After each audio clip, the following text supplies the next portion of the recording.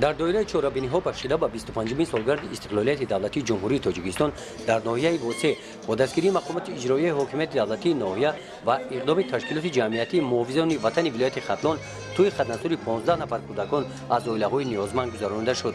بخشیده به 25مین سالگرد استقلالیت جمهوری تاجیکستان ما امروز تصمیم گرفتیم که خدمتگزاری 15 نفر کودکان کم‌بضاعت را گذرانیم و در آینده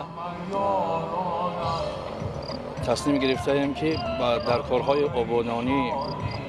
آبادانی ناحیه سهم ارزنده خود را گذاریم.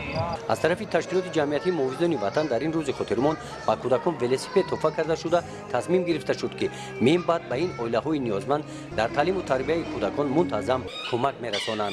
رحمت به جناب عالی امام علی رحمان مرده‌های ما را زنده کرده روی ما را شد کرد. هزار رحمت تشکر بسیار دنیا تنجی و امانی آزادی فرایمانی. در این چهاربینی نمایندگان مقامات اجرایی حاکمیت دولتی ناحیه قیام بودند که در دوران صاحب استقلالی تاجیکستان برای بهبودی سطح اجتماعی ساکنان با چنین اقدام‌های سازنده صاحبکاران سهم خود را می‌گذارند.